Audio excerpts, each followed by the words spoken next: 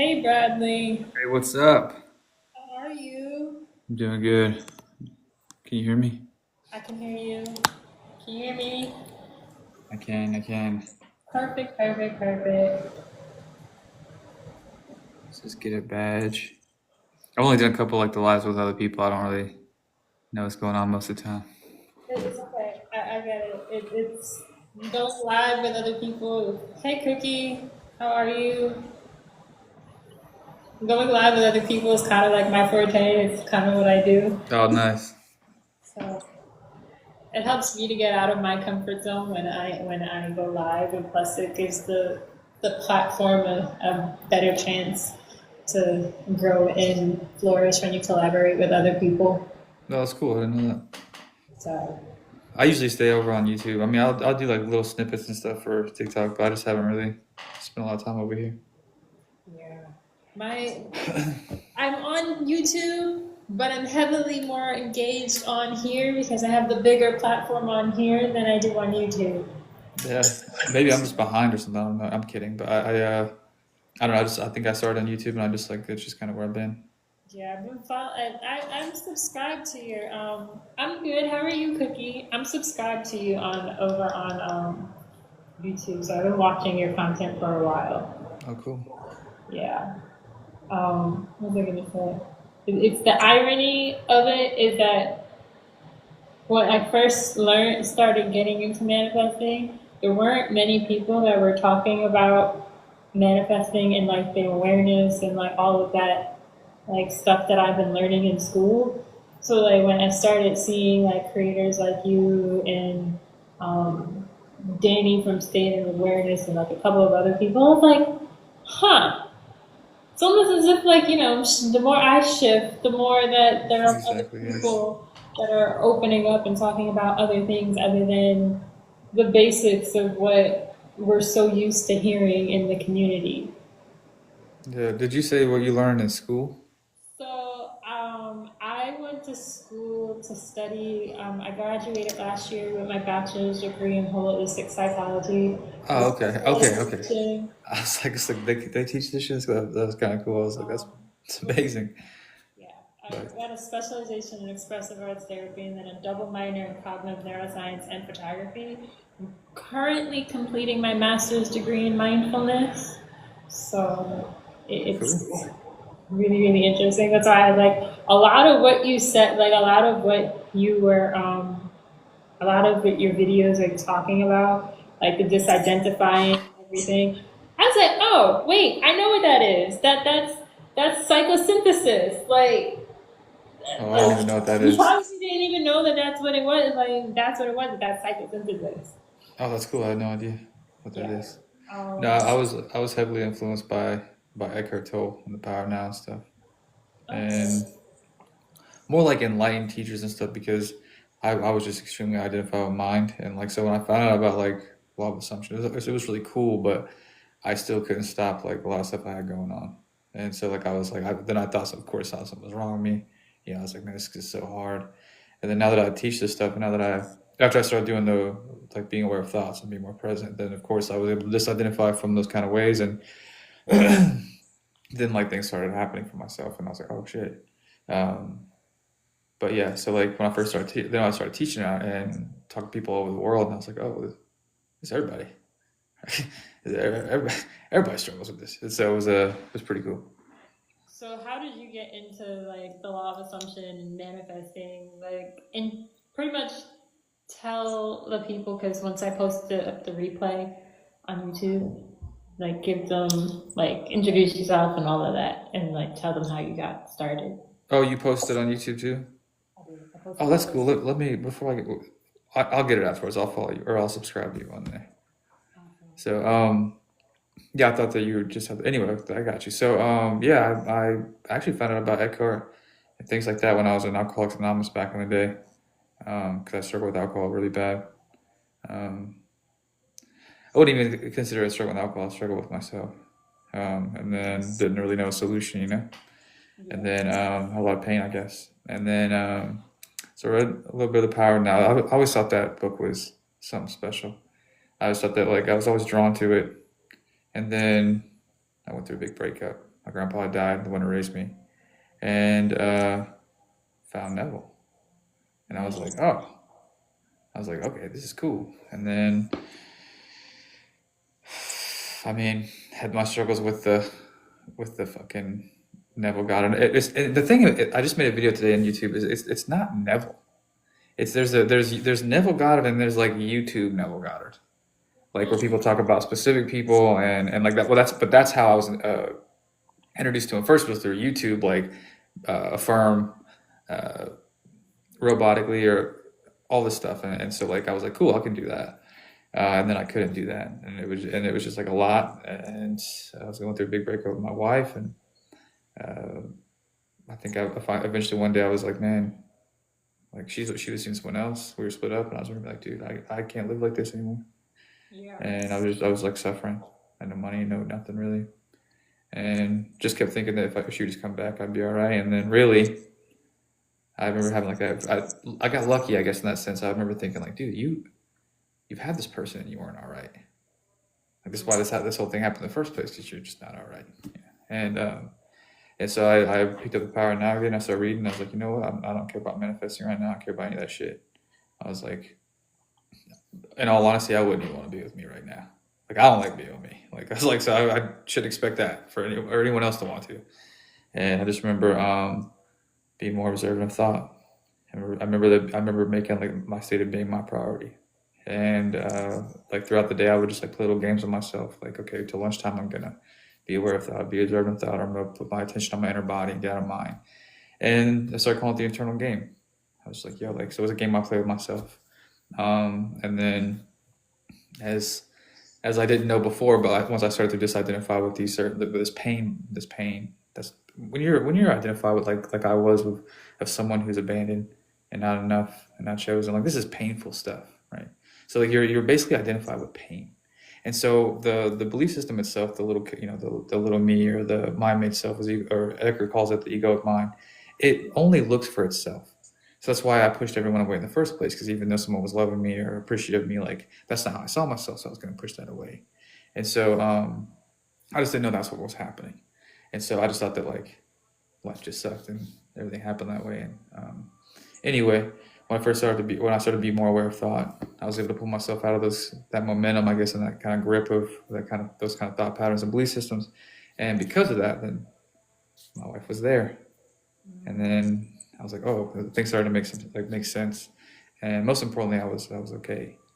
And it wasn't like I was, by the time that she came back, I was like, this is wild. Like, I didn't have like a need for it. It was just like, oh, this is cool. Because I made my days so much about just a state of being. That wasn't really big. I wasn't looking for anything. And then a little while later, I decided to make a YouTube video. And even then, it was strictly for like more accountability, strictly for more like, hey, I'm gonna get better at being on camera and things like that. Still wasn't for any type of specific outcome, I guess.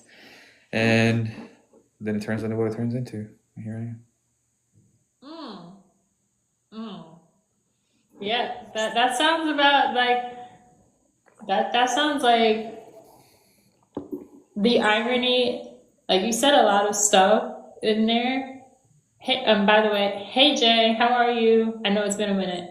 I wanted to pinpoint, because I think it's the irony of manifestation. Like, you hear a lot of females manifesting their SPs, but you don't. A lot of what? You hear a lot of like females like Female. Okay. Yeah. Yes. But you don't really hear so much from the guy's perspective of them here manifesting their SPs. But then when you think about it, it's like, oh wait, we all want the same thing. We all want love at the end of the day. So my question to you, when it came to your SP manifestation, how was that journey for you? And would you say that was instant manifestation or delayed gratification? Well, for me, the journey, like the route that I took was excruciating. I'm talking about just me. I was like in a little bitty place. And my wife was, in my head. I'm like, man, my wife's moved on. I couldn't get those thoughts out of my head. Like I felt really low. Tried to do a lot of affirming, a lot of sleep tapes, a lot of, I mean, literally just anything. I was really chaotic. Uh, and then I think when I had enough of just suffering in general, and I was like, dude, it's a bit much. Like this is not okay. I Then it became kind of like a journey of self mastery. I still stick to that. I was like, okay, I need to let go of some things.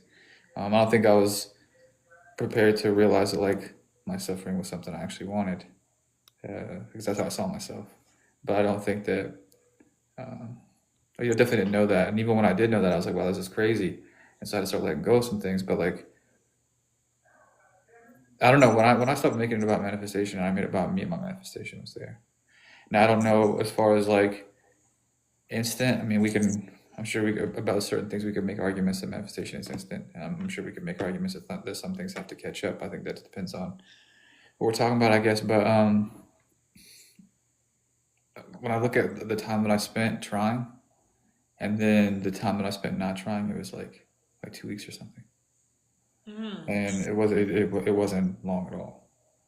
And what had happened in those 2 weeks, um, I would say the first few days, though, first 4, 3, 4, 5 days, whatever. Like I was really, really disciplined on breathing and like getting out of my mind and like not taking thoughts seriously. I did the whole it's just a thought.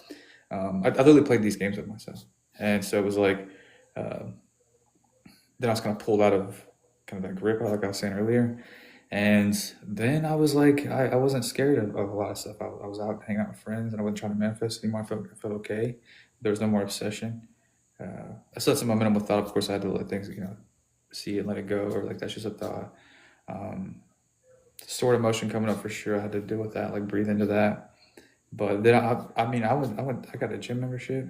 I did like, uh, man, for like a Orange Theory Fitness or something like that. Yeah, and then like there was this party thing that they had, and I remember this girl wanted to go like me to go home with her, and I just met her, and I was like, oh, cool. Like I'd just been locked up in a like a studio apartment for like months, like trying to manifest. And next thing you know, I'm just like, oh, people are feeling me at this. I was kind of feeling good about it actually, and then but like I kind of felt this pull to not go, and I was like, I'm just gonna go home. And I actually had wore the boots that my wife had got me like months and months, like a year before that. I hadn't worn them at all really. And I was gonna text her. I was like, actually, because I was feeling good, I was like, I'm gonna text her and show that I had these boots on. And but then I didn't. I got home. I was like, brush my teeth, and then she texted me. It was like, hey, can you talk? And we talked for like hours on like FaceTime. And the next day we met up at the park. And I think I moved back into our house like 5, 6 days later. Like it was fast. But my state was off the charts, like as far as like stability was concerned. Um, I did have definitely some reminders once we got back together, though, like kind of like resentful thoughts, uh, like seeing things that it's like, man, like basically I saw my dogs and I was like, man, did this guy pet my dogs? And like thoughts like that come up at the moment, like, but because I had been used to being aware of letting stuff go, it was so much easier for me to do that during those times and just solidify the whole thing right out. It's been a while now. We've been together for a long time. Oh, that's amazing. So as far as like instant, I guess we could make the case that it was, but also like it was a little delayed. But like I just didn't think about it too much. Like of course I believed in law and conscience things like that. So I kind of figured it would happen, but like it just wasn't my priority at that point. I was like, dude, me is like I have to finally do something with myself. Like, because this is not like nothing what I was doing is okay. Like I was like obsessing, being desperate, saying as a priority just so this person would think I was a priority, and like it all just started to make sense. I was like, dude, you're over here saying your priority just so this person thinks you're priority. Like that means their priority. Like there was a difference between what I was saying and what I was being. And I think because of the affirmation channels, no one's fault, by the way. It was my state and things that I was doing. But I think that I was like kind of thinking I was doing something different than what I was doing because of like telling these stories or affirming. But I always go back to the old story, which is still current if you're still telling it. But I just had trouble maintaining any type of stability, if I ever had it at all. So when I finally stopped, like, I gave up the idea of the manifesting thing and just was like, dude, I'm gonna focus on my state of being. Then everything took shape after that. Still does at this day. Like it's still my priority to this day. I love that. I feel like state of being and embodiment goes further along than I think just saying a bunch of affirmations. And I think that when you're used to hearing everybody say, "Oh, all you got to do is like erotically affirm," and all of that, and like people will try to be like, "Well, it's neuroscience," and it's like, yes and no, because it's not necessarily that you're not the robotic repetition of the affirmation is not necessarily what is actually rewiring your brain or your nervous system or whatever. It's really the repetition of the action of who you're being that is actually rewiring your neurons and your dendrites and all of that. And I could say a bunch of words and terminology, and some people might not actually understand what that actually means, but that's what's creating in addition to that state of being. So when you get that underneath it, like, I feel like getting your energy and your being and your body correct goes further along than just you just saying an affirmation and thinking, oh, this is going to shift my reality. Yeah. And again, it's because we don't know any better, right? It's not like it's no one's fault, But yeah, it does definitely trick us into thinking we're doing something, and really we're not. Because when I think about like when someone says I'm loved or I'm loved, and it's like that's actually true, right? That's exactly what you are. But do you feel that way? And I don't mean like some emotional kind of way. I mean like, do you actually believe that? Because like if you're torturing yourself with thought, and you are feeling extremely separate from people, which you're going to be if you're in the mind all the time, like, does that really feel like you're everything? Does that really feel like you're connected to people? Does it really feel like everyone is just so pushed out? Or do you feel victimized? Or do you feel like this person is separate from you? And like it's of course you feel victimized, of course you feel separate, because you're lost in story of this mind made self. Like that, the ego isn't connected, even though it's all connected. It doesn't feel connected. It doesn't want to be connected. It needs its me and then you, and it's looking to be right. So if you have like identities of or belief systems of like I'm not enough, I'm abandoned, then it's going to look for this being right. And so when you are trying to change how you view somebody, because we learn that like, oh, just affirm for them being this way, then why is it so hard? Like why is it so hard to think kindly of a person that you say you love? Right? Why is it so hard to be like, oh, like I love this person, but I just think they're fucking shit. Like it's like, oh my God, like you don't understand, they're my best friend. Like how? Like my wife told me one time, I'll never forget it, for as long as I live, she said, I was trying to tell her, I was like, listen, I want to be with you, like just please just take me back. And she was like, I don't understand why. She's like, you don't even like me. And I was like, but I do, like I love you. And she's like, I can't stand how you see me. She's like, you think I'm a liar, you think I'm gonna betray you all the time, you think. She's like, where's the love in that? And you know what? I thought she was being crazy, but she was absolutely right. Like, and I work with people all the time, and like these are questions that I ask them, like, because I try to get people to recognize their insanity. Because if you can recognize insanity, you say, oh shit, I don't want to do that. But until then, we're like tricking ourselves by affirmations and stories and thinking that we're doing something that we're not. But really, if you can see, hey, listen, I'm kind of being insane. Like I'm saying that like I'm chosen, that I'm loved, but like I continue looking for to not be, and I torture myself with thought, and I think really shitty about a person I say I love, and it's a bit much, and our state of being is chasing and needy and needs validation, and this person's going to reflect this, no matter what we're saying in mind. So like the idea is like, hey, if I can just stop torturing myself with thought, if I can be more aware, then you'll stabilize out, and then then you can actually see a person for them. You can actually see maybe God in them because you're starting to see it in yourself. But as long as you are identified with like this little me, this hurt self, you're not seeing God in another person. I can tell you that.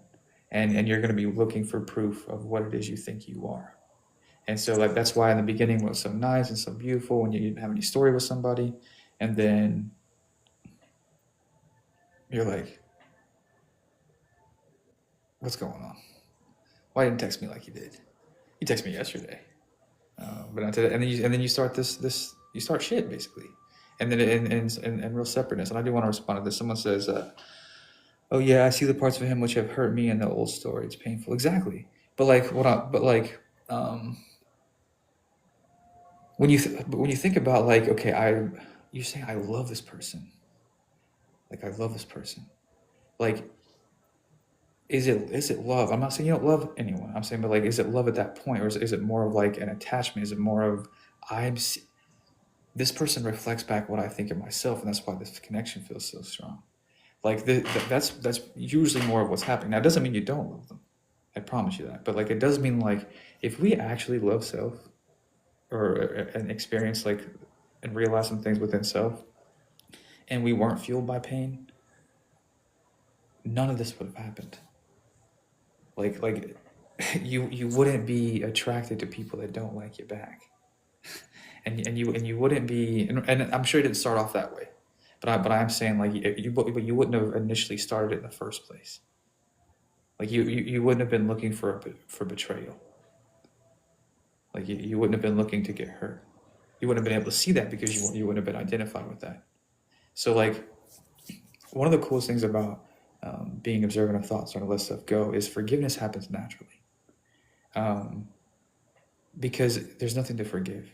It's kind of like the story I always say is like the Jesus, where he says, forgive them, Father, they know not what they do. I think it's one of the most powerful things I've ever heard in my entire life, because it makes sense when because he's saying like, Jesus knew who he was. He knew he was Christ consciousness. He knew that. And so like those people that were doing that, he knew that they didn't know that about themselves.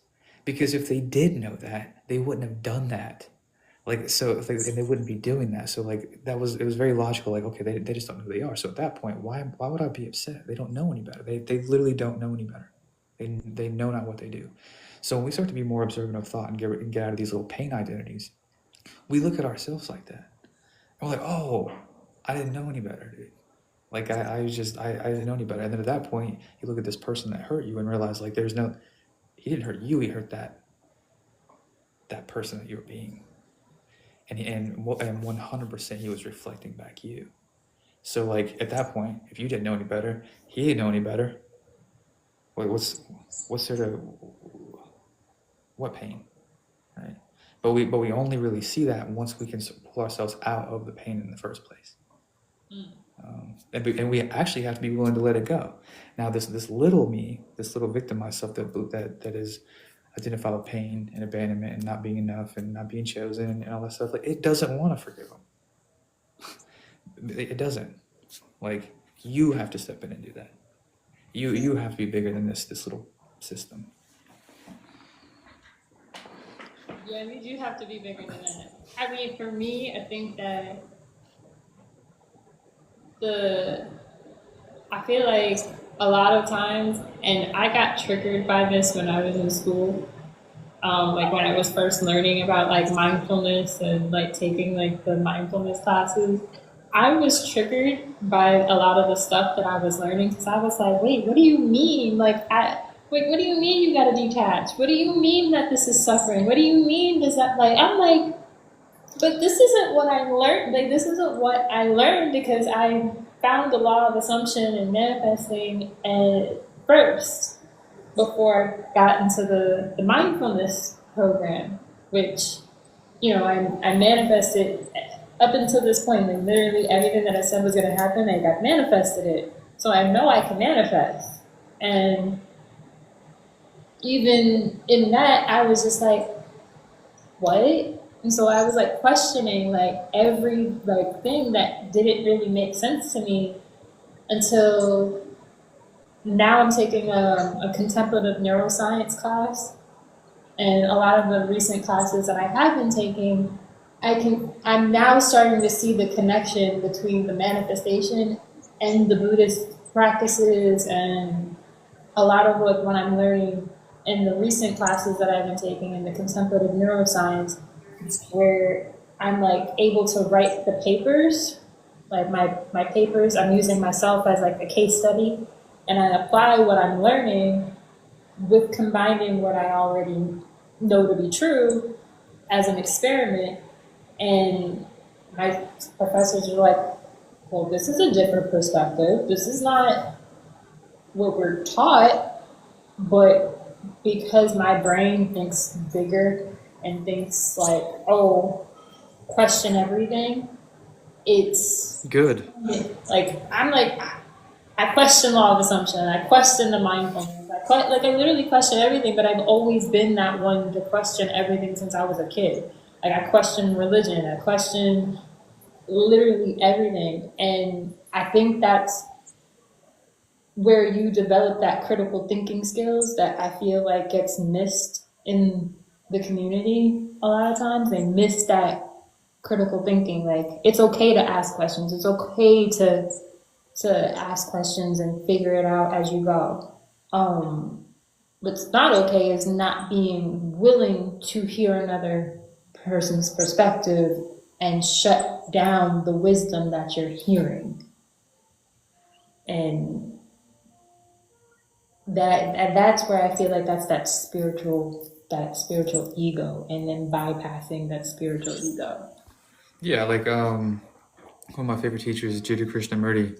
I was just reading stuff the other day, and he talks about that. He's like, dude, like don't take fact anything that you haven't found out for yourself.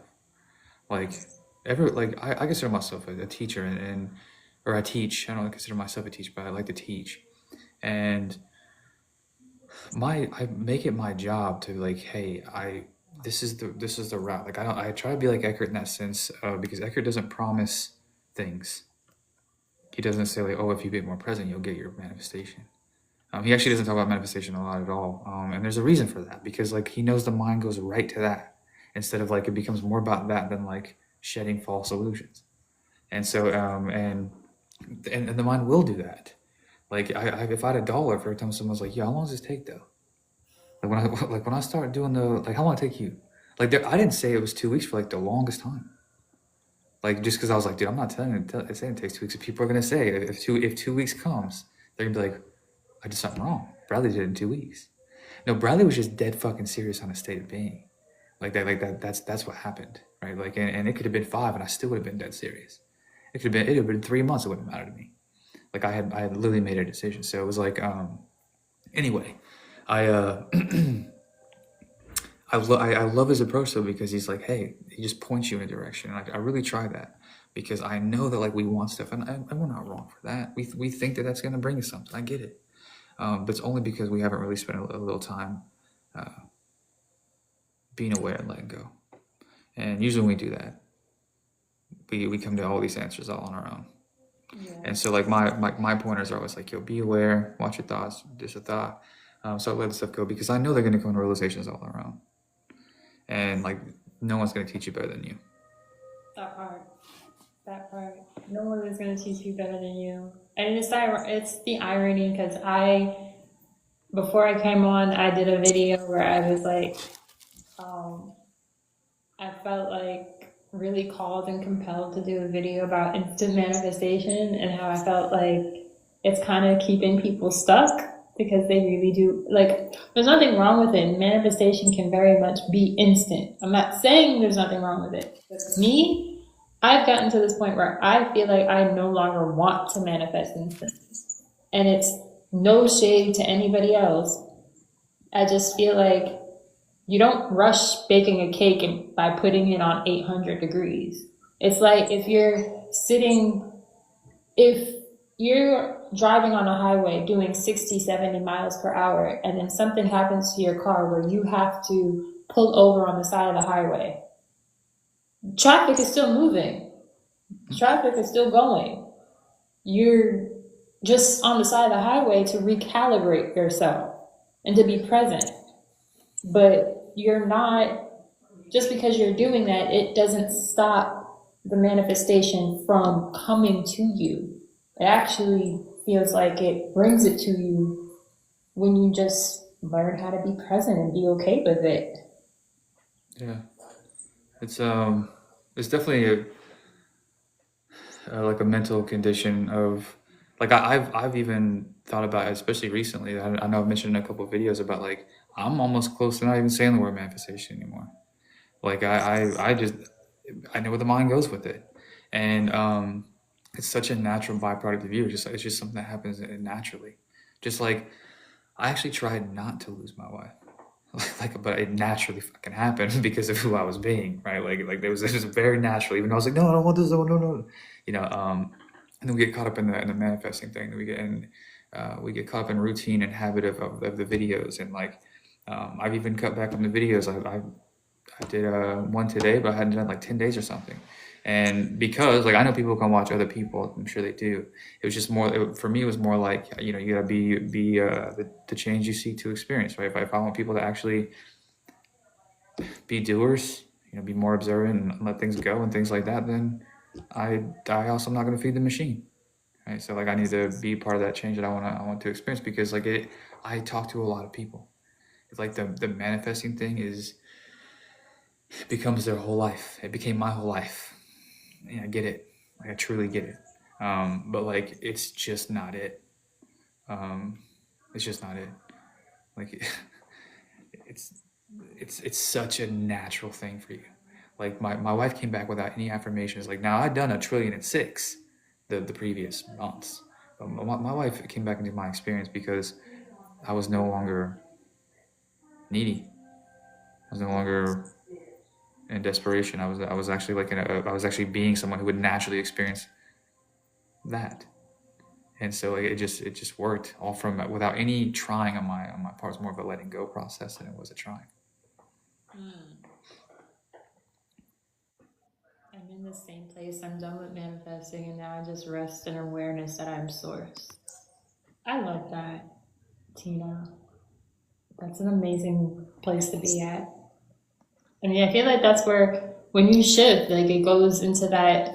When you shift into that, I am source, and that you're just resting in the awareness. It gets so much easier. Like things just become so much easier. Like you're no longer wanting to fight with your 3D. Like even like last week I was like, I felt compelled to reach out to my SP. So I reached out to him, had a conversation. We live in the same state now. And it's crazy because I was talking to him. Two things got confirmed to me that I previously knew before even talking to him. But obviously, because I'm intuitive, I can't be like, yeah, I knew that, because that would be creepy and weird. So, like, you can't just be like, yeah, but, I already knew that. He's gonna be like, how the heck? Yeah, don't ask, don't tell. I just know things before, like I can intuitively feel something. And the irony is that he told me, I sent him a video of my car, and then he sent me a message. He's like, "Is that a Nissan Kick?" I was like, "What do you know about a Nissan Kick?" He's like, "That's crazy." I'm like, okay, what's crazy? And he sends me a picture of his car, just so happened to be, we have the same cars. Well, had. And I was like, how the heck did I manage to manifest a car that he just so happened to have, and I didn't know? Like, that's crazy. Like, that, to me, that's crazy, but also shows me that as long as I'm in that alignment of who I'm becoming, it's just like you're just gonna see things that just make sense. Yeah. It might not make sense to like other people when you're talking. Hey, Ellie. It might not make sense when you're talking to like other people, but like when we're in settings like this, it does make sense. Real fast. Does her name say elevate? Like elevate? Yeah. I like that name, elevate. I am back, Ellie. I took a little bit of a break to kind of refocus and regroup and get myself situated in the. Which is great for you to do. Like I will go silent for a long time. Like I don't care about content. I don't care about any of that stuff. Like I now I do have I've set myself up in a situation where obviously like it's something I love to do, and I want I have like certain communities I have to be in, and I love doing that. But like I'm only gonna be as good for them or as helpful to them as I am within my state of being and myself. So like if that requires me sometimes to go be still, that's what I'm gonna do. Yeah, no, that's what I was doing because I went back to New York and then I manifested my apartment. So I was like, this is actually my first live back on. Well, you're in New York right now? I was in New York. Okay. I got back. I got back not this past Saturday, but the Saturday before last week. I got back. I went to New York on the 9th, and I left on the morning of the 19th, and I got back on the 20th. I did a 36-hour drive back to Texas. It's a long ways, yeah. Yeah, I did have help, but it was a lot of like learning how to like be okay with like the circumstances that were coming up, because there were a lot of like circumstances that were popping up on my journey. But at the same time, it was just like, oh, this is actually the things that played out. It was like, I don't think it could have happened like any other way. And it made me really appreciate the drive and like appreciate where I'm at, like appreciate where I'm at in life, and that everything leading up to that drive was preparing me for that drive. Dig it. So it was a good drive. It was a good drive. 36 hours. So yeah, it's a lengthy one. It was a lengthy run, but it made me also like fathom like time, because I was like, wait, this took me 36 hours, but then if I'm on the bus, that's gonna take me that's gonna be like what? Like, and it's the funny part about it is like I drove to Indiana by myself in the middle of a snowstorm. I didn't have anybody to drive with. Like I didn't have anybody to drive with me. That took me 24 hours. Now this one, I drove for a little over 15 hours, and my friend was like, "Are you're good with driving?" I said, "No, I'm fine. I just need you to drive at night because I can't drive at night." That's all I need you to do. I was driving from 4:30 in the morning to like I gave him the wheel at like 8 o'clock. That was a long, lengthy time of me driving without me really taking breaks. And the breaks that I did take was filling up the tank and using the bathroom and eating. That was pretty much it. So I just like kept going because I was on an adrenaline rush. You probably saw a lot of cool stuff too. I did. I seen a lot of stuff that I would normally see. I saw goats. A ghost? Goats. I saw Oh, goats. I saw some cows. I saw horses. You're from New York. I'm from Arkansas, so I've seen cows a lot. I'm from the city, so it was not it was not. I'm not used to seeing that. Yeah, I get it. Yeah, I lived in quite a few places, but I've definitely seen cows before. Yeah, it's new to me. I'm like, wait, I see cows, I see chickens, I see all of these different things that I've never seen before. I'm like, I go to my friend's house out here, and she has like these ducks that are by her, and I'm like, wait, what are these? They look like ducks. They're ducks, but they look like chickens. I'm confused. I've never seen this before. Like, what are these? She calls them chicken ducks because they look. I'm like, I don't know what they are. And like, I don't know what they are. I'm trying to think of what would look like a chicken and a duck. It really looks like it's a duck, but it really, like the head looks like a chicken. I don't know. Yeah, it was funny. And then they kept on following me on top of that, and I was like, why are y'all following me? What state was it in? In Texas. It was in Texas that I saw that. Texas. I used to live in Texas too. What part of Texas did you Dallas. live in? Ah, I'm in Houston. Was there for like 3.5 years. I think 3.5. Yeah. I mean, Lived in Miami, Dallas, Phoenix. Now I'm in Oklahoma.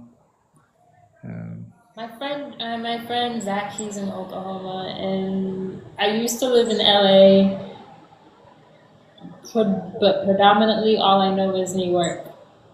Miami. Lived in Miami. I spent 4 years and 5 years in Jensen Beach, Florida. Just moved from there. So yeah, I get it. I've been around. Yeah.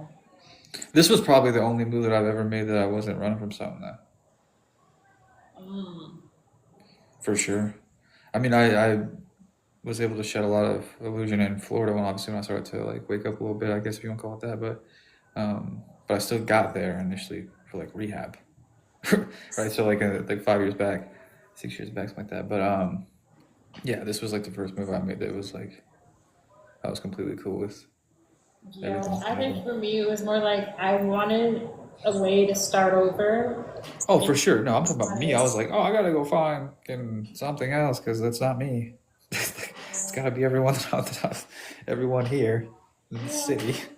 because I also wanted to learn how to trust. I also wanted to learn how to trust myself, and For so sure. I felt like the best way for me to learn how to trust myself was to put myself in a state that I've never been at. Because I've never been to Houston. I've been to Dallas. I've been to Waco, Texas, but Houston I've never been. So I was like, you know what?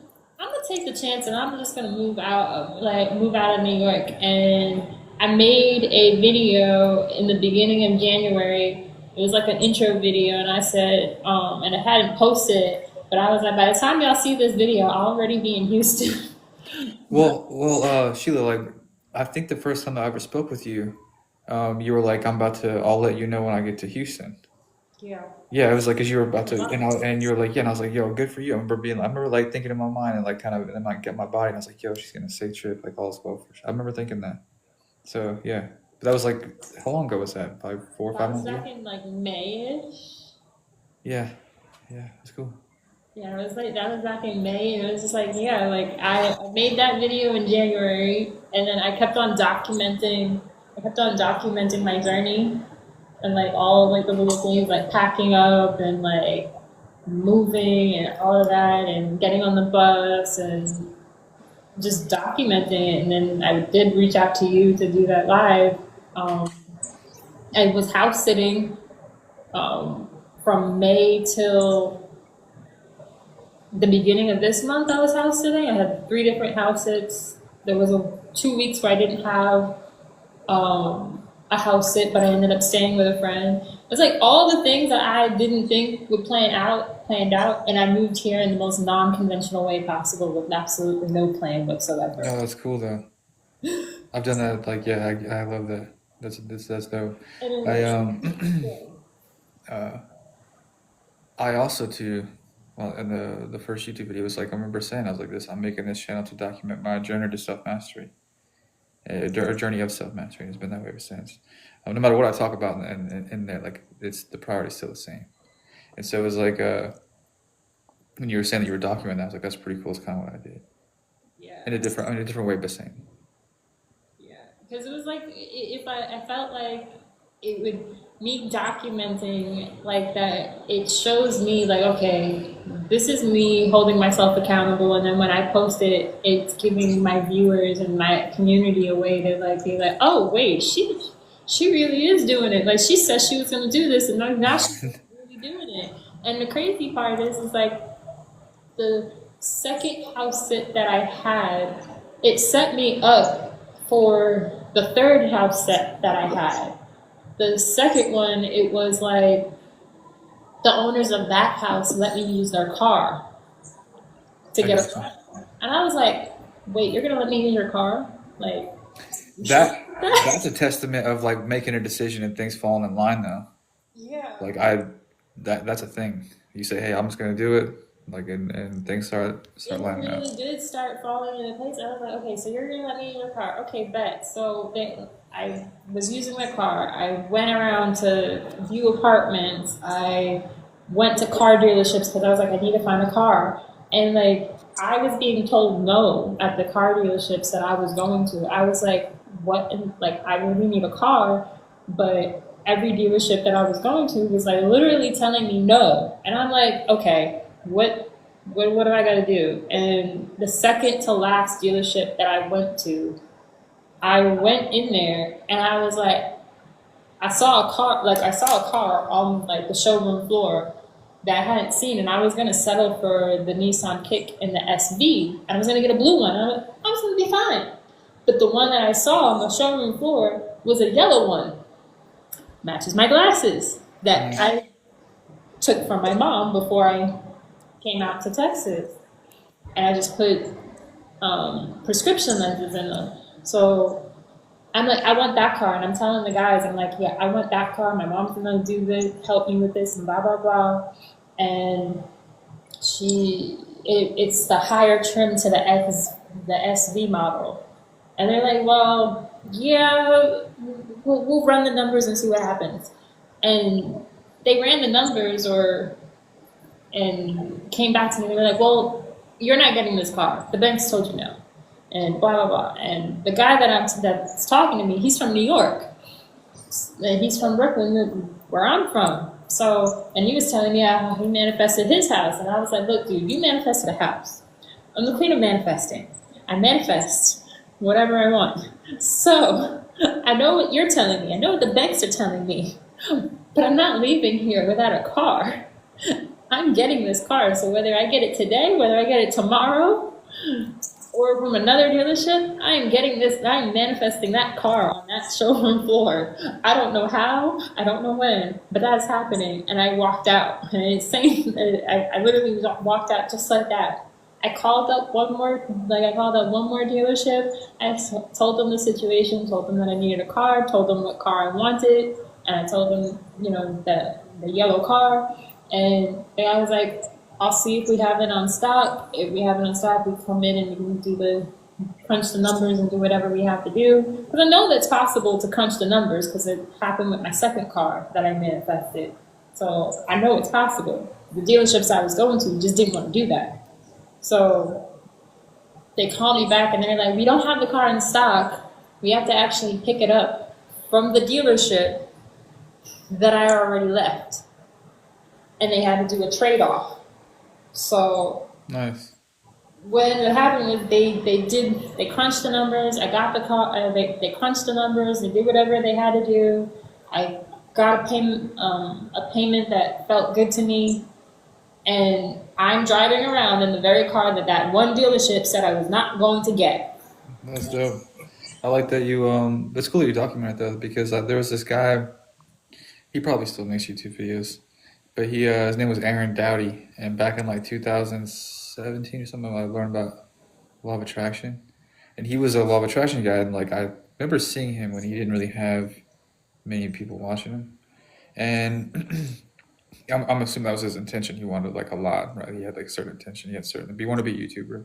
He talked about law of attraction. Like every day he was making a video every day. It's like a shoe salesman, and he's like documenting this stuff. And he was at his dad's house, like in Las Vegas, like at his dad's house. He lived with his dad. He was like 28 or something, and then like you just see him, like you just see the houses change, right? Where he's like he's just at his dad's house, and then you see him like he's like in his own little place, and then he's like in this fucking huge place, and you're like, wow, cool.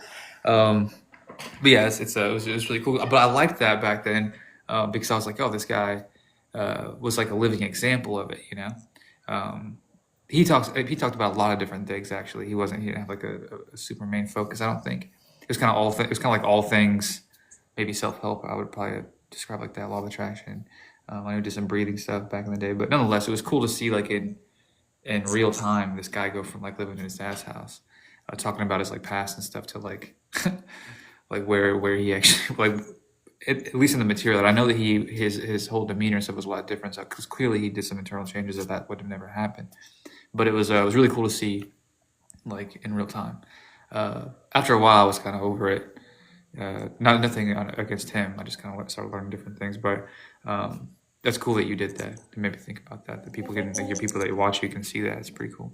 I think that's like I feel like for me, like that's was how I wanted to like come across, so you can see like the journey and like see like because I'm obviously in a new state and I don't really know anybody and all of that, so it's like just to document the journey and the different houses and having the change of scenery and like even with the apartment building that I'm at now, it's like it's almost as if I'm manifesting in steps, and I think that's what's like really helping me. But because I'm manifesting in steps while simultaneously documenting it, it's like doing something where it's like making it more real because Yeah. it's forcing me to make it happen.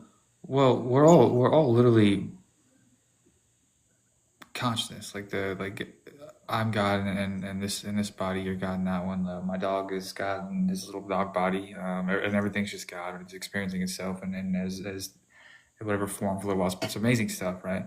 And I think it's beautiful that that it's not the same as someone else's. That I was talking I did a video with Joseph Jansen. Um, It it was was a my couple last life. like was a couple months ago, maybe a month ago, and I was telling him that I was like, man, I appreciate that people have their styles. I appreciate that I told Brandon the same thing. I told Brittany the same thing on our videos. It's like I'm super grateful, and you the same way. Like I'm super grateful that people do their thing their way. I think it's cool that people hopefully they stay in their authenticity and do their stuff because people need that. And there's a lot of people that gravitate towards certain ways during certain times and they need everyone for that. You know what I'm saying? And if Yes. everyone's just being the same, then It it's takes away from it takes takes away from the beauty of it, in my opinion. So I love that you shared that. I think it's super inspiring and it's just like a magical way that you're like, hey, I'm doing it this way and this is how I teach and this is how I and people are seeing it in real time. That's amazing. And then I have my way, and then people have their way. You know what I mean? It's a really cool thing that is. It's a because it's all the same. It is all the same. It's funny that you mentioned Joseph because I did. He was my last collaborative live that I posted and did with him. And so now I'm doing it with you, like doing one with you, and it's like it just feels like I'm exactly where I'm supposed to be in. Yeah, I don't even know about any of this stuff, and you are exactly where you're supposed to be, and you are I mean you're gonna be where you resonate at. I mean, there's no faking that. That's just how that goes. So but I remember I reached out to Brittany because somebody said they wanted me to do a video with Brittany, and I was like, I didn't know people would do shit like that, and people did videos together. And so I reached out to her, and then we did the video, and then I know Joseph reached out to me after that. We did a video, and then Brandon reached out, and I did a video, and it was like cool. And then I know we had our stuff planned, and it's actually really cool. I think that it opens up a whole new vibe of things. Yes, So it I, really does set up an interesting way of like doing it because I've done so many different lives and have so many different people on my platform and different perspectives, but it really does help because it grows your community, it grows your you get to hear the different perspectives as opposed to just like being stuck in just my way of thinking. Like I don't want it to just be my way of thinking. I want to have a conversation. I want to, and plus it also sets me up to eventually have my own podcast eventually. yeah. Right? Can come back to you guys and be like, hey, do you want to come back on? Do you want to come on the podcast and Yeah. whatnot? And Most definitely, and I appreciate it about you, and I'll be listening. Like I know for me, it's a bit. Uh, I like to kind of do everything in spurts. It seems that way sometimes. I like to do my teaching stuff, and then I like to just pull back for a little while, and then I like to go at it again, and then I'll have spurts for a while. It seems like, but as of late, I've kind of been in a not really feel like doing much in that arena, and that's great. You know what I mean? There's no right or wrong way of doing it. yeah, there's Um, definitely no right or wrong way of doing it. I know I'll make the content I'll make the content and then I'll go and I'll schedule it out. With the exception of TikTok, I have like 144 drafts, which is not bad. It actually helps me because then I don't have to what? Hey, no, hold up. Here we go. It helps me having the draft because then when I don't feel like making new content, I have time. I'm, I'm way kind of lazy when it comes to that. And then I can schedule it out on all the other platforms like Facebook and YouTube. I just schedule it out and I don't even have to do anything. I'm like, okay, great. This is awesome. I could still have a presence and still live my life elsewhere. And then I was checking it. Yeah, anytime I do a video, actually, except for with people that I've collabed with, because sometimes we schedule this out and we all agree upon something. But the videos I make, I take a phone on the stand here, I flip it sideways, I pull the camera up, I take a picture just like that. Then I slide it over to video. I hit record and I start talking, and then obviously I turn the video off. I take the picture into Canva. I used to replace the picture from the last video. Just hit replace, and then I change the title. I download that. I go right to YouTube. Like this is all in the same span. I go right to YouTube. I go to upload. I push the video in, put the picture as the thumbnail, and then I type the title and the description, and then I just post every time,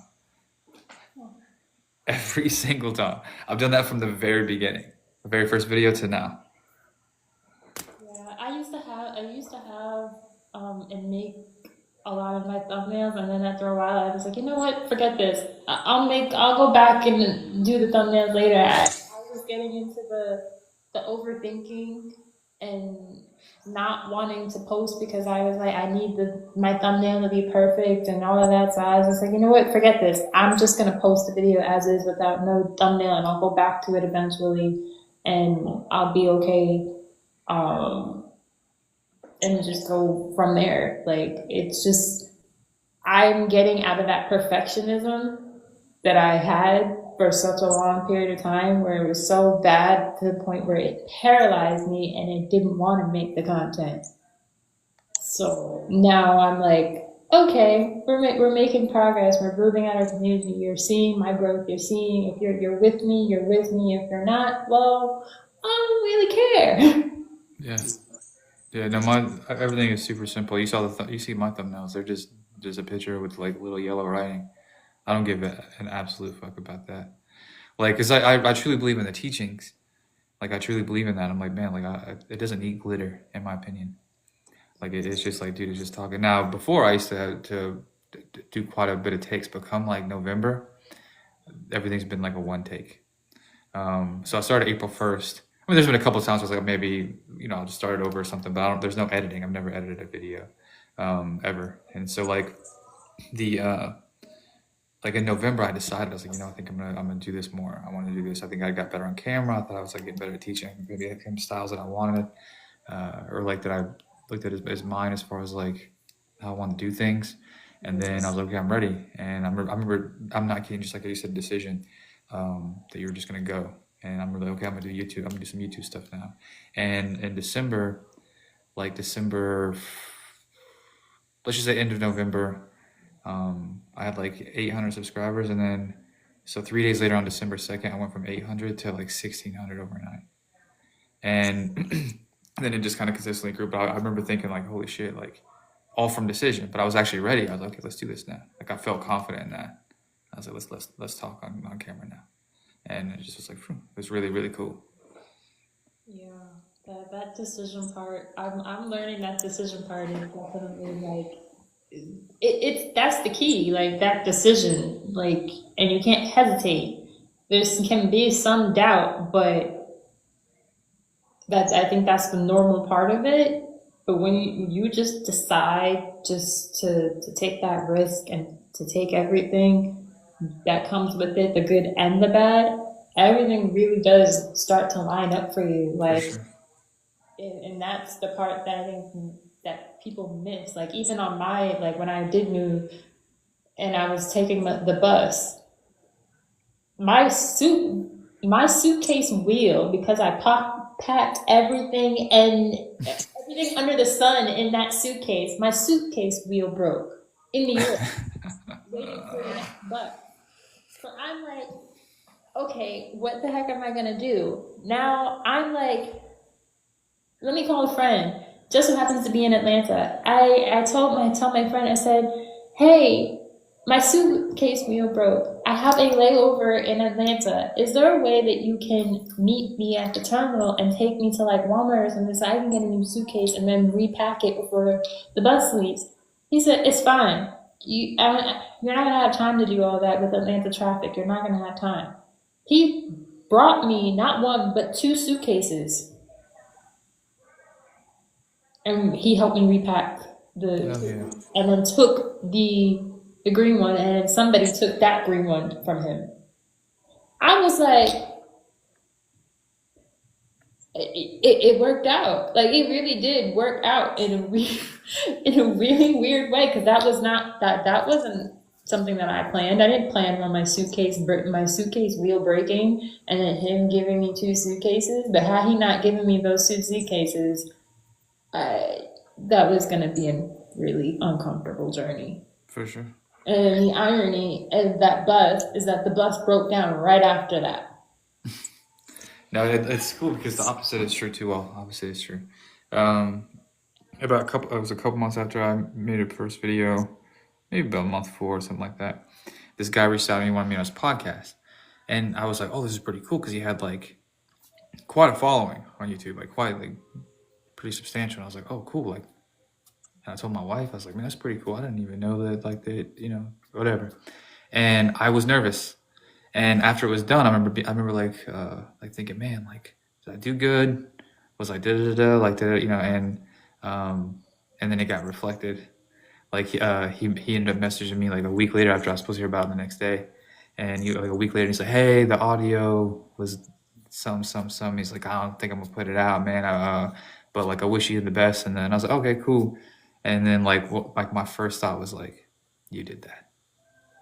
Like you were 100% not confident in that whole experience, and it was cool. I just remember, like, okay, let's use that. Like let's just bring it back, and yeah, it's pretty cool. But I'm glad it happened. Yeah, I'm glad that it happened too, because the bus breaking down was a part of it, because in my head I was like, they were like, yeah, it's gonna be until like the morning time for somebody to come. I was like, no, I rebuke that. Nope. I rebuke this. I literally kept on saying I rebuke it. I'm like, I'm making it to Houston. I'm making it to my destination. Like, we're not doing this. I've never heard anybody say that before. I rebuke that. I've heard my great grandma say stuff like that. That's why it's funny, because she was like, I rebuke that in the name of. So that's so funny. Yeah, because that's my way of casting out the negative. My way of casting out the negative is saying I rebuke, because it just helps my mindset be like, yeah, no, I rebuke that. No, that's great. And so, or I'll be like, not today, Satan. not today, Satan. It just depends on whatever sassy comeback or remark that I would like to give to people for that day. But it was interesting, because then I ended up meeting people on the bus and making friends on the bus. And then when I got off the bus, the people that I did make friends with that were already living here, I featured them in my YouTube channel in that video. And then when I needed help with my getting the stuff out of the car from New York, here, that person reappeared into my in the video again. I was like, you guys remember him? Like he was way back in whatever episode that was back in May. And so it makes it more fun, because now that's really cool. Yes. I'm treating myself, when I make this type of content, I'm treating myself as if I'm that main character, and whoever gets featured is not necessarily a side character, but they're a part of that journey and that movie that I'm creating. That's definitely. It's like when I get a better gaming computer and I manifest my gaming computer, I tend to stream a lot of video games for the most part, but I'll stream playing Sims, and I've made my Sim self, my SP as a Sim. I've made other characters that I met that look like their real self in the game, and I've met those people in real life. Hold up, are you with SP? Yes and no. In Okay. my head, yes. No. The reason I No. asked that, I was gonna say like that's even cooler in my opinion. That like does this person like they follow you? Um, no. Okay, I was gonna say because like that's even cool. That's like super. In my head, I was like that's super confident as fuck. Like, yo, I don't care who follows me. I was like, yo, that's amazing. What? They know that I have him in he knows that I have him in my game, and I had him in my game, and he knows. No. We just had a conversation, but I realized that he's my mirror, and he Uh-huh. mirrors back my instability. So like I had to like the past like couple of days I was like, oh yeah, he definitely reflects a little bit of my instability when it comes to him. But I do see where we mirror, like I see where we mirror each other. But at the same time, I'm like, you know what? I'm okay with where I'm at. Most With, definitely. You're good. and I've gotten to this point where I would much rather have him in my life, and I value him as a person outside of the manifestation, that I don't care whether or not I manifest him back or not. I just would rather have him in my life as opposed to not having him in my life at all. Yeah, I'd argue that's a pretty ideal place to be if your intention was for that to happen. Yeah, like I'm okay. Like all manifesting aside, I'm like, yeah, I'm good either way. Like I'm fine with it. Like he's a really dope person to know, and like the ironies that he's doing really great. Like he's doing phenomenal things. You That's know, good. into what I know. See that in my opinion, that's how you're supposed to talk about somebody that you like. Right, like I'm being serious. Like now, I'm not saying anyone's wrong. Trust me, but I mean, but this is where I point out like a lot of illusion when people are trying to manifest. Is like, dude, like, you even like this person. Like, dude, we're caught out. We're a lot of times we're caught being victimized. Like, but they did this. I want to be with them. But they did this, and I don't want to let this go. Like, you're in a place where you're like, dude, this dude's doing great things. Like, that's a really great place to be, in my opinion. Of being like, yo, I appreciate this person, and like there's no resistance to that. And so, like, yeah, that's a sure thing in my opinion. Yeah, I like if the fact that me and him are like really similar, it down to the fact that we both have glasses, had the same car.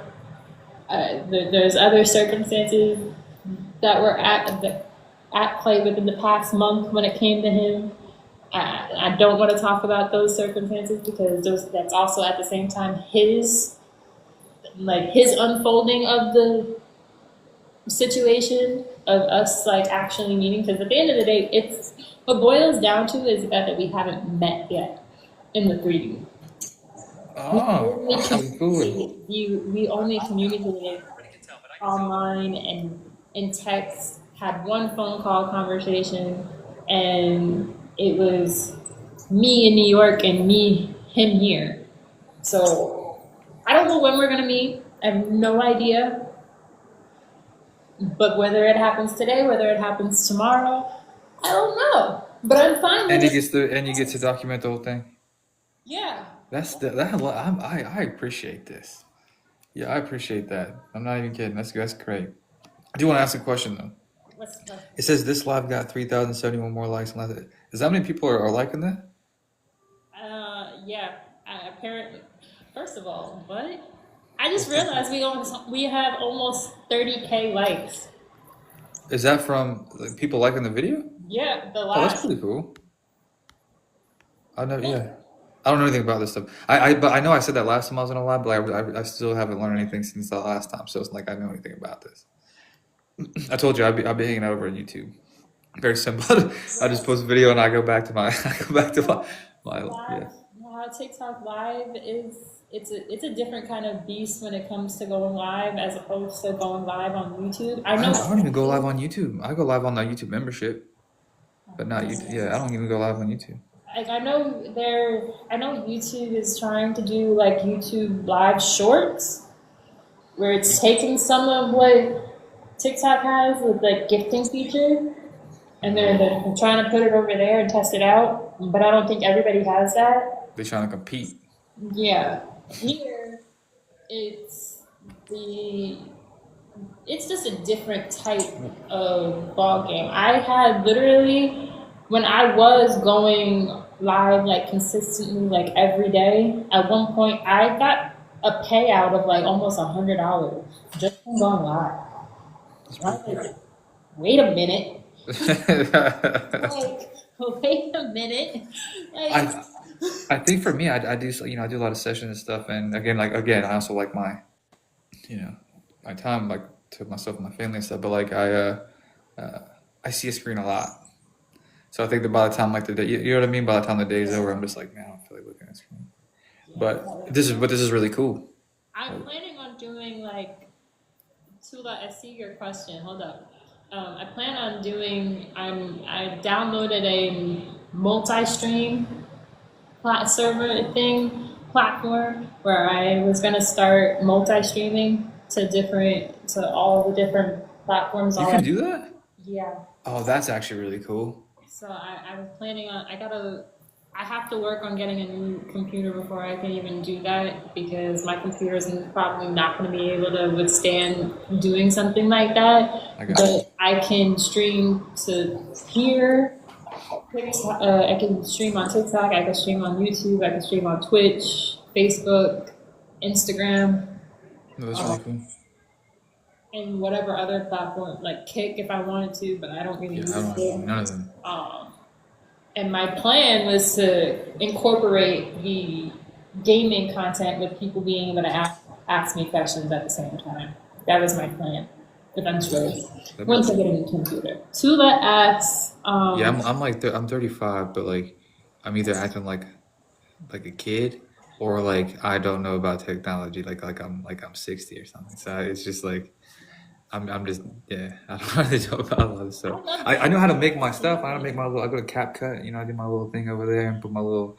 But I mean, and post videos, but I don't know anything about. I can send you the two platforms if you want to learn more about those platforms. But Tula asked, how are you on? Would you speak more on the non-reaction? I have seen your videos today on it. How are you on non-reactive and being disrespected or other minor agitating impact by my partner? All right. First and foremost, you gotta want to be right. So you're gonna like you make that kind of decision, right? Like, hey, listen, I'm gonna be aware of kind of in these moment interactions where I feel triggered, where I feel like I'm being disrespected, where I feel like I'm. I do want to point out, because brought to my attention the other day, if someone's like aggressive with you, you need to move, you leave, you know what I mean? Like you need to remove yourself, whatever. Like you don't want to be, acting like it's not happening if you're, getting attacked or something. But I mean, if you are, it's like a verbal thing, I guess to an extent. But nonetheless, the non-reactivity lies in getting out of story. So, and then into the body, and and then like kind of feeling that trigger, feeling that emotion without a story. Because I'm actually making a video. Actually, did I make a video about this already? I'm sure I have. That there isn't an unhappy emotion. There's an emotion with an unhappy story. And so like, this is like with everything. Like, so when you get triggered, we have stored emotions for sure, because we resist emotions for sure. We don't want them. We're like, no, this means this, especially when we learn about manifesting. Fucking, I don't want that. I don't want to feel this way. This means this. Like I get it. And I'm sure your partner, you guys have built a dynamic by now, and you guys have your resistance towards each other. You guys have your little pain bodies, your unconsciousness, arguing with each other. I get it. It's minor, like jabbing jokes or mimicking. I feel it hot in my stomach. Okay, cool. So in that moment when he's being a little jabster, he's being a little jokester, and he's being a fucking, you would probably call him a fucking dickhead, selfish, whatever, like it's not funny, whatever the mind's gonna come up and say. You want to get out of the mind as much as possible. I mean, if you can actually watch the thoughts go by, then by all means. But I like the whole two-bird scenario. You want to get out of mind, stop that story, and then get into the body and feel that emotion, and just feel it. Don't resist it. There's a reason why we don't have. I say this a lot. Like, I feel like I bring this up on every live I've ever been on, and any time. But like, there's a reason why we don't have stored happy emotions. Like, we don't resist them. we laugh, we joke, and it's like, like, and then it just kind of subsides out. It comes and goes, and that's how emotions actually supposed to be. And so when we resist them, when we suppress them, they stay stored.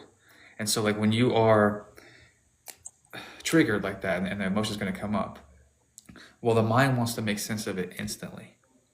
And the mind's gonna be like, oh well, he's doing this. I can't believe he said that. He's a dickhead. This is the fourth time this week he thinks he's so did it. Whatever the case, and you want to get out of that because the story is just gonna keep influencing and reinforcing the emotion and vice versa.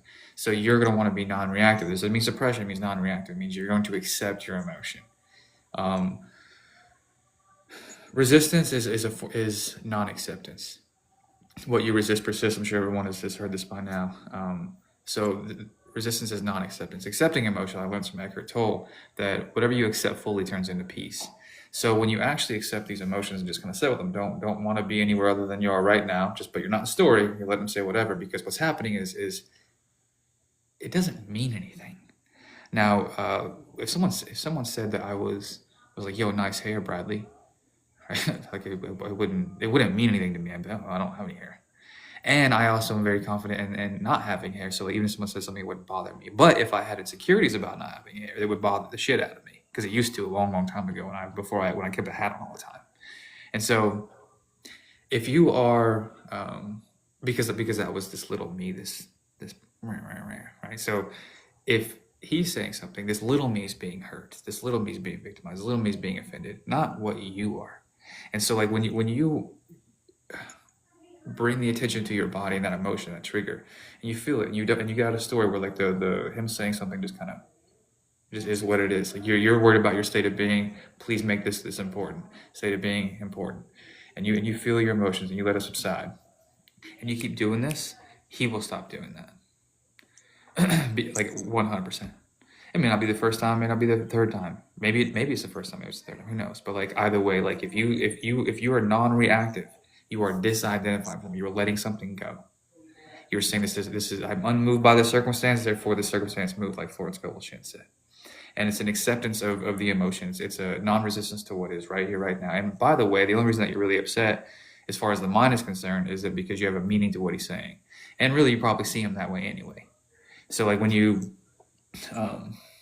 you want, again, you have to make your state of being completely independent from what he's doing or not doing 100% of the time.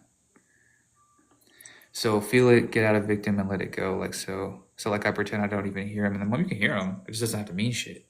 Like you can get a thought, but it doesn't mean anything. And there are people out there right now who are devastated by something that's happened in their life. There's also people that are excited for the exact same reason. And so there's no built-in meaning to what he said. There's no built-in meaning to any words or any actions, any circumstances. You create that meaning. And if you are perceiving this person from this little me, which you probably are, because it's hurt and it's being victimized, then you're perceiving this person from that lens, not like an actual grounded, clear perspective. Like he's reflected back you and that's it. If you keep reacting, it stays. But that's why I said that in the very beginning, you have to want to. Like the little me doesn't want to. The little me likes to little argue. Likes to be like, no, fuck him. Like the little me's like, no, fuck that guy. And then they're like, no, fuck you. Like they're not robots, people. They have emotions and unconsciousness of their own. I do disagree with a lot of stuff in the assumption communities about certain things, but like no, they have their own unconscious activity. And if you could see them, like I was talking about Jesus earlier, if you can see them, it's like, oh, he's just unconscious. It's all right. He's just reflecting back me. Like he had no fucking choice. Like and again, make your state of being a priority. Because to me, pretending like you don't hear him is ignoring something that you really don't want to ignore. Like you can ignore something if you don't have any emotional attachment to it. Like, but if you do have fear and emotional attachment to it, you're not ignoring it. You're just not. Like if there was a snake in this room right here, as much as I'd want to be able to talk to you guys and not pay attention to it, my fucking head's going that way, right? Like where's the snake at? Like because I have fear over there. Like I'd be like, I don't want snake. So when you're worried about 3P, when you're worried about this person saying something, you have fear, you have a bunch of meaning, a bunch of emotional connection to these things. You're not ignoring that. That your attention's going to go right back over there. So you have to, again, let him off the hook, make your state of being the priority, and say, listen, like, I don't care what he says. And when I am triggered, because he's probably going to say it again since you've been reacting and identify with it. Like, and no matter what happens, I'm going to focus on my state and bring that awareness in the moment when you feel that pull. And it helps when you actually bring awareness to emotions and stuff when things aren't like that. Just like I was sharing about earlier, when me and my wife got back together, and I was kind of reminded of some things, and my stepdaughter had made a comment that I was waiting for, like, the purge. You know, I call it now, like, interference pattern and stuff, but, like, I was waiting for, like, the purge to come through my wife, like maybe her say something, whatever. It didn't come from her at all. It came from, like, my stepdaughter had said a couple things. And had I really believe, had I not been more aware of my emotions and my things, like, and thoughts, letting them go throughout before that happened, I would have took that bait, and I'd have been reactive. So, like, you want to be more aware and present even when these things are not happening. That way, when they are, you can be like, oh, okay, this is my time to solidify these new ways of being. This is my time to breathe, focus on my breath, get in my inner body, get out of story, and it'll subside. You said, when you say no reaction, I almost think of stonewalling or ignoring. That's, it depends. I mean, if you didn't really care, yeah, ignore it. I mean, like, if you didn't really care. But if you do care and you are have that emotional tie and connection to it, then yeah, you're gonna want to be more non-reactive, not kind of ignoring. Yeah, and if it helps, I took a Qigong class, and the Qigong class, you are basically moving energy inside of your body. So instead of you having your trapped emotions or whatever, you're moving the energy that you're feeling.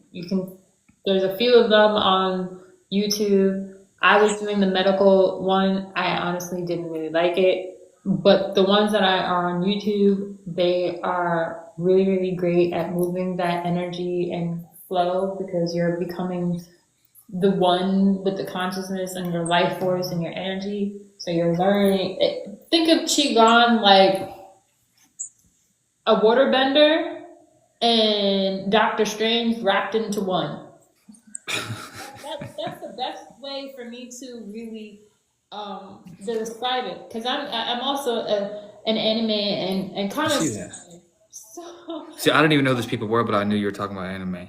Yeah, so I'll like find ways to explain manifesting from the lens of an anime show, because I'm like, y'all aren't hearing me when I say it this way, so maybe y'all hear me if I bring anime into it. So I have like an anime baddie playlist where I talk about like Jujutsu Kaisen and as it relates to manifesting, or Demon Slayer, and all the different types of animes that I watch. But you want to move that energy, because that's stuck, stagnant, or that energy, you even though you're trying to be non-reactive and you want to feel your emotions, you want to feel your emotions, but move with the emotions. So I know I had previously seen a video where you were talking about walking meditations, which are walking meditations, they're great. But Qigong takes it to like a whole other level as another level. Yeah, so it really does, like, it's movement meditation. So you're being mindful, you're being aware, but you're moving with that awareness and taking that life force and moving all of that stuck stagnancy out of you, versus it staying inside of your body. I realized over the summer, I don't like sitting and meditating. I realize I'm a mover meditator. Like, I'll dance, or if I do sit, it's usually playing Sims or playing video games as a form of meditating. Dancing is a form of meditating for me. Doing walking meditations. Qigong is my go-to now. And when you realize that there are so many other ways outside of just sitting and meditating, that it becomes easier to be mindful. I did last Oh, year. you can be observant of thought doing anything. Yeah. And last year I did a silent, I had to do a retreat class last year as my summer class, and that class was intense. But we did a week long, I think it was like a few days where we did a silent retreat, kind of. Like we had to practice noble silence, so I couldn't talk to anybody. Like we had to do that, which made me like, but it was virtual. But for me now, I'm like, I need to go to an actual retreat center so I can experience that actual noble silence and stay in silence. But most people, they can't really sit in silence. Exactly. And like if you notice like dogs, I have a couple dogs, and like if they get in little bickerments with each other, like they'll separate and then they'll shake it off. Like they'll shake it off, and then they go about their business. They don't identify with it. They don't like come try to tell me like, yo, get rid of Buddy. Buddy's a fucking problem. Like every time I go to eat, like they don't care. Yeah. Like it's over. It happened the moment it's over with. Like so when this person is saying like oh, her partner says something, it says something. Okay, cool. Say it. Get in the body. Don't identify with what's being said. Don't ignore it, but just be like if you're still and not in mind, there is no one there to hurt. That's ego stuff. That's little me stuff. So if you are uh, yeah, just kind of getting your body being non-reactive to what's being said, then there's and then don't and then not revisiting that in the mind. Because think about how often do you revisit in the mind after it's said? Like how like it gets said and you're like okay whatever, and then you're just in the kitchen arguing. You're thinking about what he said, and man I can't believe this.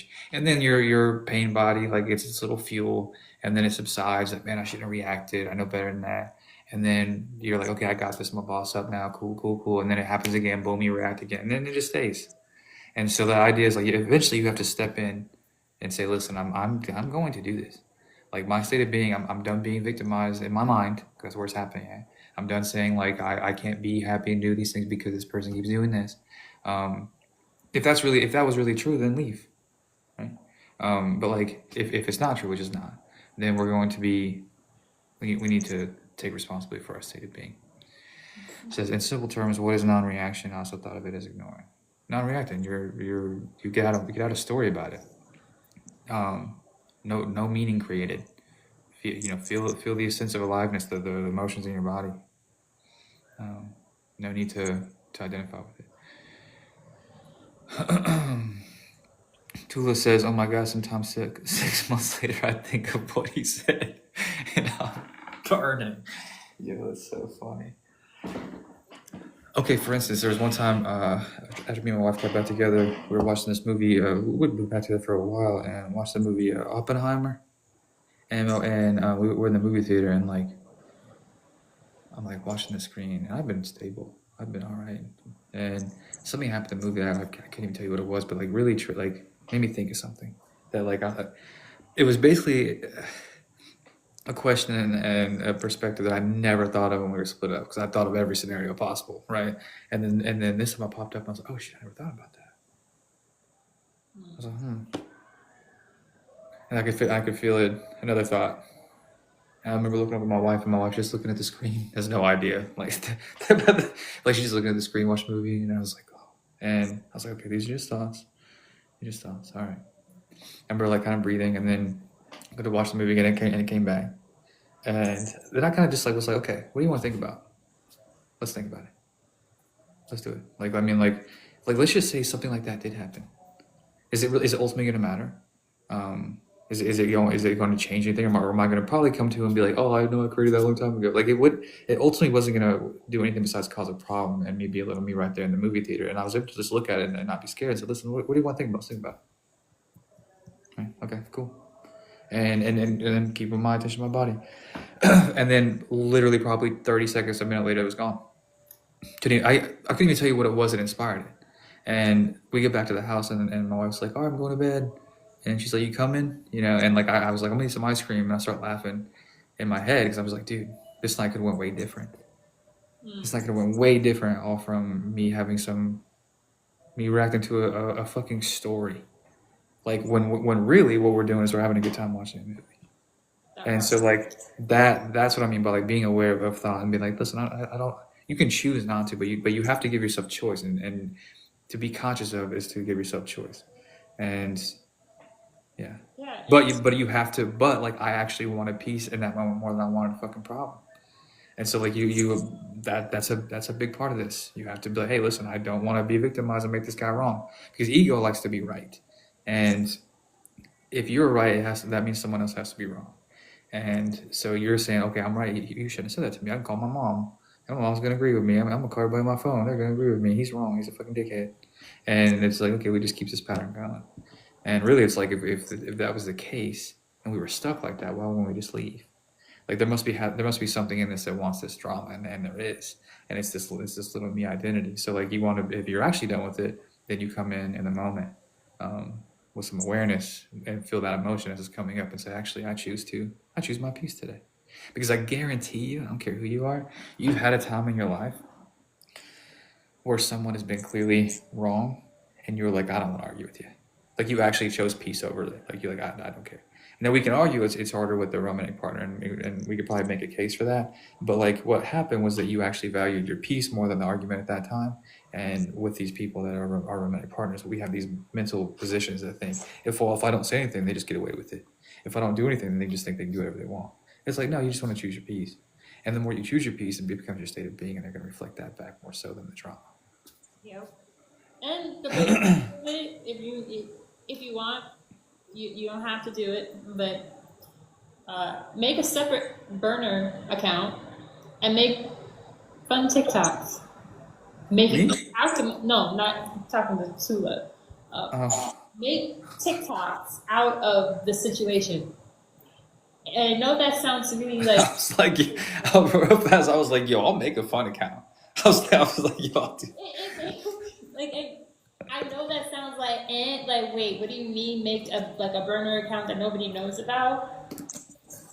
You're gonna alchemize whatever was said or whatever situation, you're alchemizing it with the posts that you're creating. Some of my posts some of my situations and the things that I've gone through in life, I have taken those situations and I've alchemized it with creating content, which is the expressive part. So you're expressing yourself and how you're feeling by joking about it, as opposed to like keeping it in. So that's another way for you to release that out of your system and joke about it and laugh about it. Because at the end of the day, if you are, depending on what he said, I don't know what he said, but you don't want to be so wrapped up into whatever was said that you can't look back on it and laugh. Like I could tell you, like even from last year, there was so much chaos that I was experiencing. I have no problem with laughing about it now and sharing it now, because now I went through it. So now I can joke about it. Like I can say whatever it is that I say, even if it makes me look wrong. It doesn't matter if it makes me look wrong, Yes. because it's still my story. It's still my journey, and nobody can use that against me because I'm owning it. Yeah, you're not identified with it.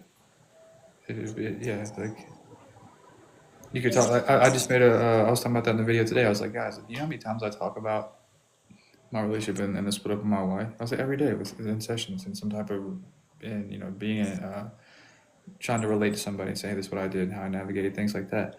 And like just because I talk about it doesn't mean that I created it. I talk about it every day, like probably multiple times a day. And it's not like I'm talking and my wife's just like, oh shit, I gotta get out of here. Like it's not a thing. Like we make things mean way more than they mean.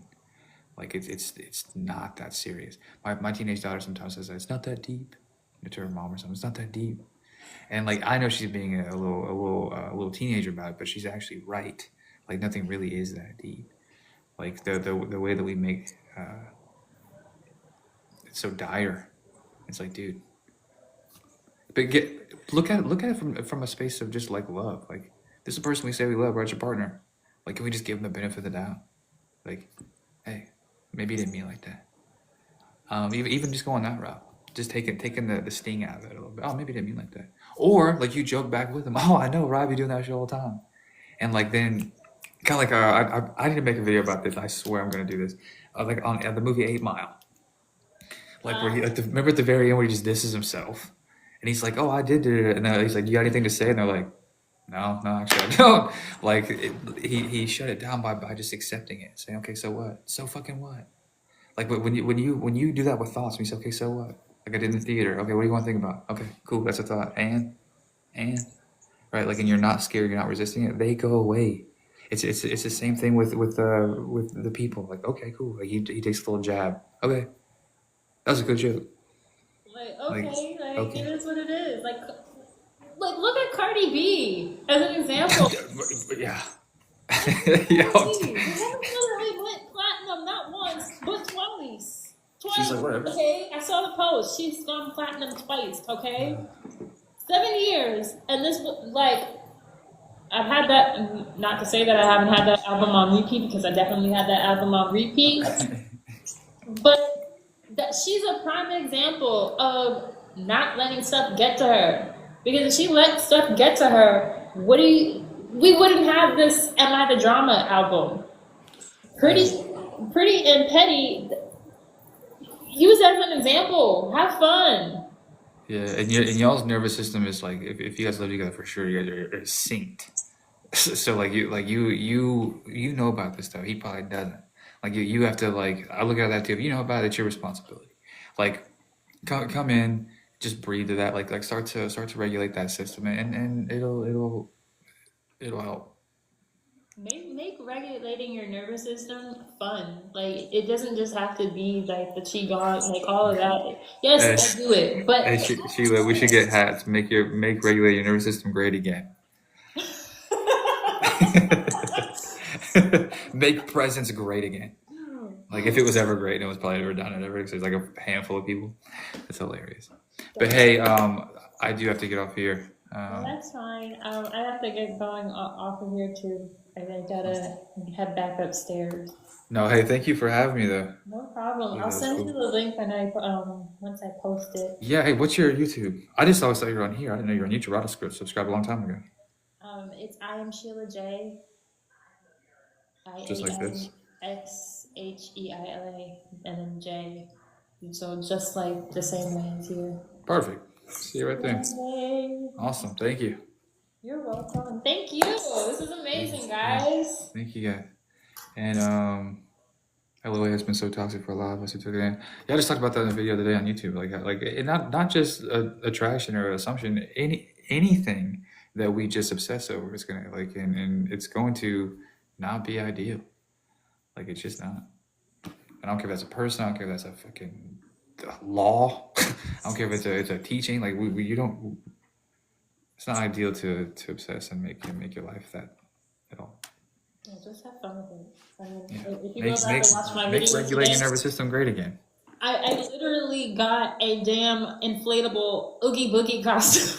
Okay? I got an Oogie Boogie costume. So, yeah, go have fun. Yeah, have a blast. Exactly. I'm with it. Thank you. You're I shall welcome. see you soon. Let's do it again sometime. Yes. See ya. See ya. Thank you, guys. I will post up the replay, share some of the clips from today's live. I'm head off and head back upstairs because I'm in one of the conference rooms in the building, so I'm gonna head back upstairs. Right.